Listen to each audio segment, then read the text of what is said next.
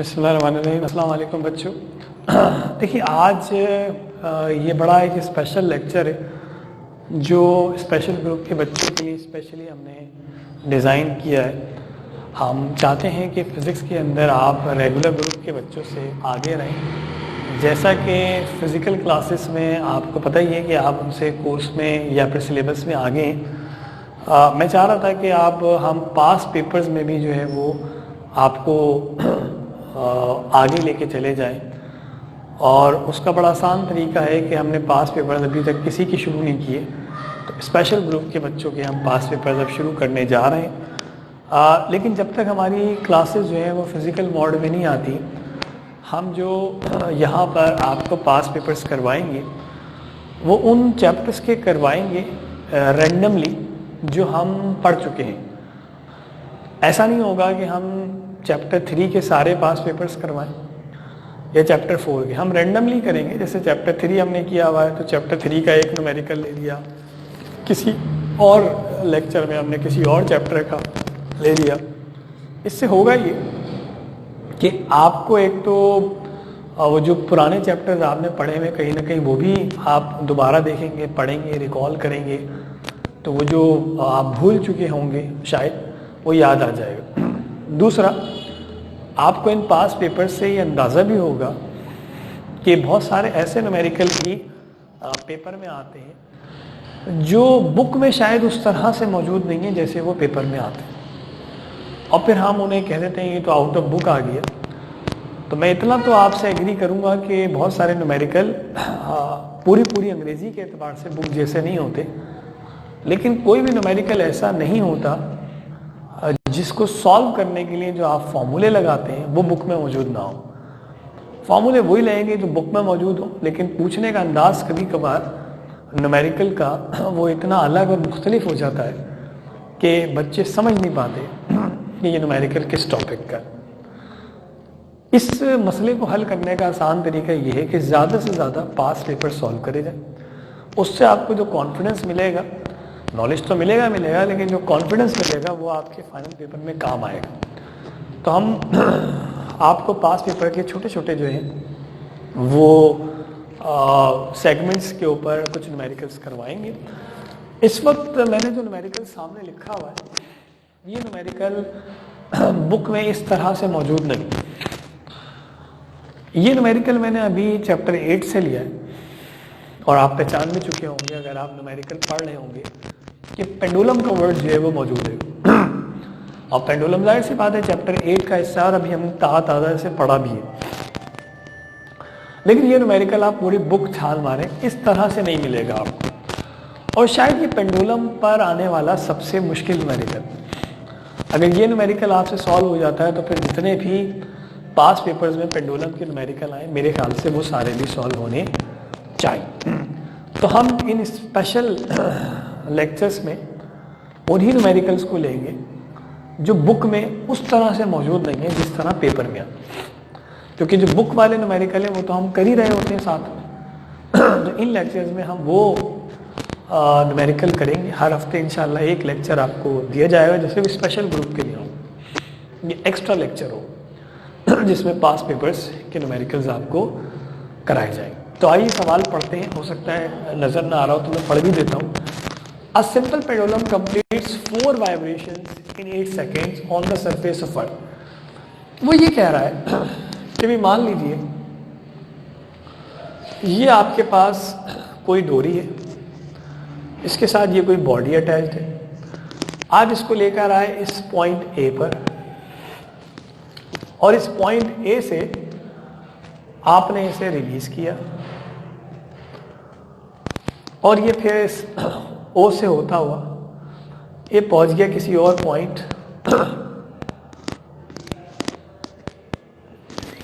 B पर, और इस बी पर पहुंचने के बाद एक लम्हे के लिए रुका और फिर ये वापस आया। यानी ये ए से पहले गया बी और बी से फिर ये वापस आया। यकीनी तौर पे हम और आप जानते हैं कि वाइब्रेटरी मोशन में बॉडी को जिस पॉइंट से रिलीज करा जाए, जब वो उसी पॉइंट पे वापस आता है तो एक वाइब्रेशन कंप्लीट होता है। इस एक वाइब्रेशन के कंप्लीट होने में जो टाइम लगता है वो स्पेशल टाइम होता है, उसे टाइम पीरियड कहते हैं। तो यहाँ वो ये तो कह रहा है कि पेंडुलम है, लेकिन ये नहीं कह रहा कि ये जो 8 सेकेंड है ये एक वाइब्रेशन का टाइम। अगर तो वो कहता कि 8 सेकेंड लगे एक वाइब्रेशन, तब तो मैं मान लेता कि ये टाइम पीरियड है। लेकिन अभी ऐसा नहीं, क्योंकि सबको नजर आ रहा है कि 8 सेकेंड लगे हैं, लेकिन 8 सेकेंड में एक नहीं, 2 नहीं, 3 नहीं, बल्कि 4 वाइब्रेशन मुकम्मल है।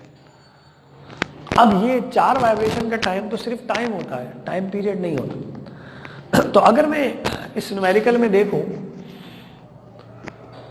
तो मुझे जो 2 चीजें पहली लाइन या सेंटेंस में बताई गई हैं, उनमें से एक तो नंबर ऑफ वाइब्रेशन है, और कितने वाइब्रेशन है बच्चों? इन नंबर ऑफ वाइब्रेशंस को मैं n कह देता हूं। कितने हैं भाई? 4। अब इन 4 वाइब्रेशंस को मुकम्मल करने में जो टाइम लग रहा है वो स्मॉल टी होगा, कैपिटल टी नहीं हो सकता, क्योंकि कैपिटल टी एक वाइब्रेशन का होता है, और वो कितना है? 8 सेकंड। अच्छा, ये इस वक्त पेंडुलम है जमीन पर, यानी इस वक्त आप ये प्लैनेट अर्थ के ऊपर ये पेंडुलम है, सही? तो जमीन के ऊपर आप इस कमरे में कर रहे हैं परफॉर्म, या अपने घर पे कर रहे हैं, तो ये कमरा है आपका घर अर्थ पर ही। अब इससे पहले कि मैं सवाल को आगे पढ़ूं, मैं चाहूंगा कि हम यहां से थोड़ा सा फायदा उठाएं, और वो फायदा हम क्या उठा सकते हैं? वो फायदा बड़ा सीधा और आसान सा है कि अगर 4 वाइब्रेशन 8 सेकेंड में हो रहे हैं, तो फिर एक वाइब्रेशन कितनी देर में होगा? थोड़ा सोचिए, बहुत मुश्किल नहीं है। बिल्कुल वैसे ही कि मैं अगर कहता हूं 4 पेंसिल्स 8 रुपए की मिल रही, तो फिर एक पेंसिल कितने की मिलेगी? आप समझदार हैं, आप कह देंगे सर 2 रुपए की मिलेगी। कैसे निकालिए आपने? आप कहेंगे सर हमने 4 को डिवाइड करवा दिया 8 रुपए से। इसका मतलब ये हुआ कि जब भी आपको टाइम पीरियड निकालना हो, तो टाइम पीरियड जो है वो निकालने का आसान तरीका है कि जो आपको टाइम दिया हुआ है उसे डिवाइड करवा दें वाइब्रेशंस की तादाद से। तो हमें टाइम कितना दिया हुआ है? 8 सेकेंड। इसे डिवाइड करवा दें जितने वाइब्रेशन में, कितने वाइब्रेशन में? 4। तो जब आप डिवाइड करवाएंगे इसे तो आ जाएगा 2 सेकेंड। अच्छा, अब हमें पता चल गया कि ये पेंडुलम एक चक्कर 2 सेकेंड में लगाएगा। समझ में आ भी रहा था, 4 चक्कर अगर 8 सेकेंड में है तो एक चक्कर 2 सेकेंड में होगा। लेकिन अभी हम सवाल को आगे तो पढ़ेंगे, पर यहां से एक बड़ी इंपॉर्टेंट बात भी आ रही है। वो ये है कि ऐसा पेंडुलम जो 2 सेकेंड में एक चक्कर लगाया उसे सेकेंड पेंडुलम कहते हैं। ये एमसीक्यूज के लिए आप जरा याद रखिएगा, क्या कहते हैं? Second pendulum. और यकीनन अगर इसकी फ्रीक्वेंसी निकालेंगे तो 1 आवर टी होगी। 1 आवर टी, यहाँ टी कितना है? 2, तो 1 आवर 2 मतलब हाफ। तो 0.5 हर्ट्ज होती है फ्रीक्वेंसी सेकेंड पेंडुलम। अब वो कह रहा है कि यही पेंडुलम आप उठाएं, यही पेंडुलम ऐसे ले जाए चांद पर। कहाँ ले जाए? और चांद पर, यानी अभी अर्थ नहीं है, अब लेट से हम इसे उठा के कहाँ ले गए? मून पे। यकीनन मून जो है वो आपको पता है अर्थ के मुकाबले में छोटा है, मून पे ले। और मून पे जाके आपने इसे यहीं ए पे पकड़ा और झोंका दिया, अब ये जाएगा और वापस आएगा। अब यकीनी तौर पे मून पर भी ये एक चक्कर लगाएगा कुछ टाइम में, कुछ ना कुछ टाइम लगाएगा। अब अगर मैं आपसे कहूं कि मून के ऊपर ये जो एक चक्कर लगेगा ये कितनी देर में होगा, तो हो सकता है बाज बच्चे ये बोले सर 2 ही सेकंड में तो होगा। अगर यहाँ 2 सेकंड पे है तो वहां भी 2 सेकंड पे होगा। जरा सोचिए, चांद के ऊपर इसका एक वाइब्रेशन 2 सेकंड में नहीं होगा। क्यों नहीं होगा, इसको आपने सोचना है। कैसे सोचेंगे? देखिए, मैं और आप ये बात जानते हैं कि अगर मुझे इसका टाइम पीरियड निकालना हो, ये time period on earth is, तो अर्थ पर टाइम पीरियड टी से रिप्रेजेंट होगा और टाइम पीरियड का फॉर्मूला क्या होता है 2π√L/G। ये मान लें फॉर्मूला है इसके टाइम पीरियड का, कब, जब अर्थ पे। कैसे पता मुझे ये अर्थ पर है? क्योंकि मैंने जो यहाँ ग्रेविटी रखवाई है, सब बच्चों को याद होगा, मैं कई बार बोल चुका हूँ कि सब जब जी के ना ऊपर कुछ हो ना नीचे कुछ हो, मतलब जी के इधर कुछ ना हो इधर कुछ ना हो, तो सिर्फ जी का मतलब होता है gravitational acceleration on the surface of earth, और ये 9.8 होता है। तो आप कुछ सोचिए, टाइम पीरियड निकालने के लिए 2 और पाई ये तो कांस्टेंट है। अगर इस पेंडुलम को मैं उठा के चांद पे भी ले जाऊं, यही पेंडुलम है, तो क्या चांद पर जाकर इस डोरी की लेंथ बदलेगी? नहीं, तो 2 भी वही रहेगा।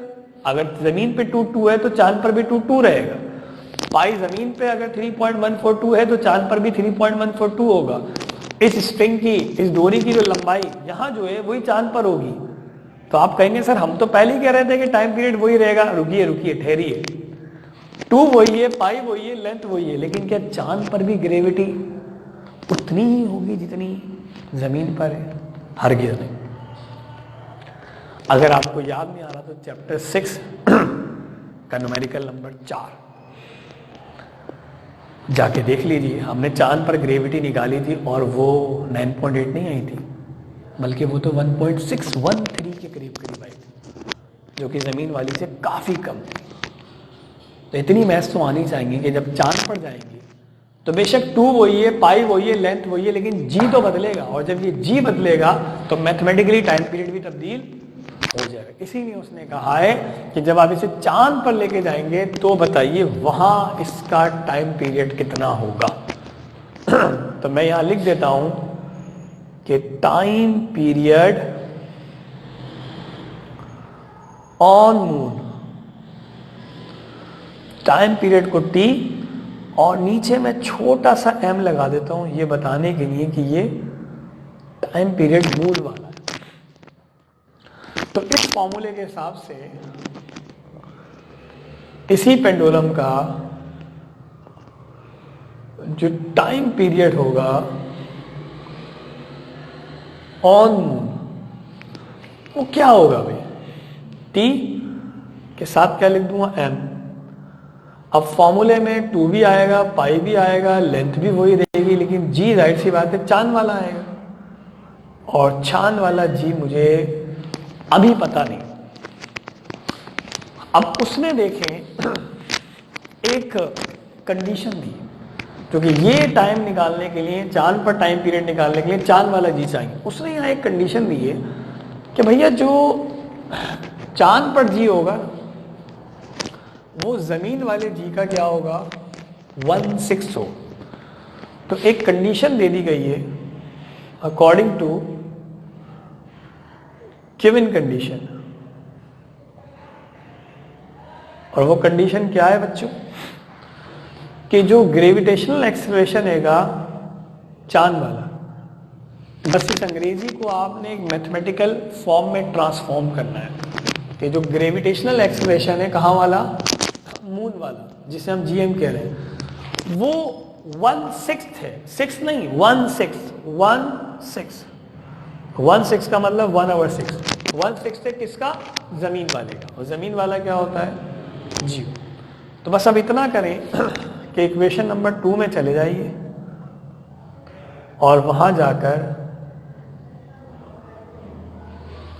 ये जरा जीएम की जगह रखवा दें, तो टीएम बराबर आ जाएगा 2 pi under root L over, इस जीएम की जगह क्या आएगा 1/6 जी। सही है भाई, ठीक है। अब देखिए आप और मैं जानते हैं 2 पाई ऐसे ही था, ये 6 जो है वो मेन फ्रैक्शन के नीचे, तो ये तो कहां चला जाएगा ऊपर, बाकी क्या बच गया एल ओवर जी।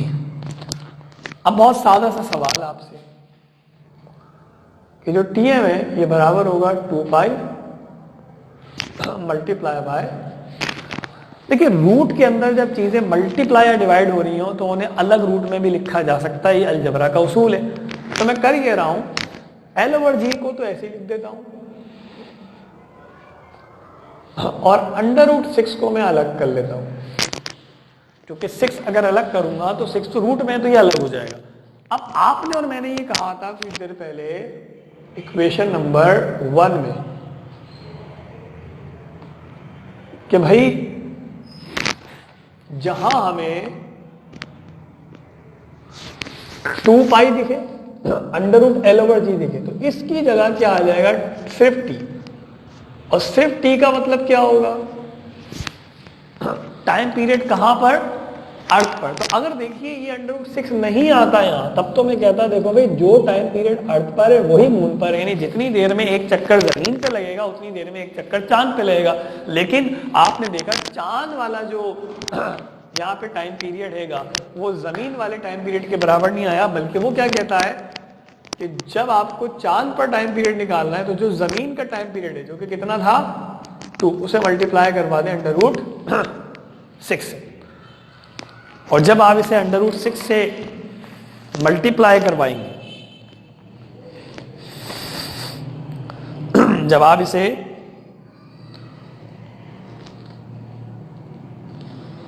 अंडर रूट 6 से मल्टीप्लाई करवाएंगे तो जरा बताइए मुझे 6 का रूट क्या होता है।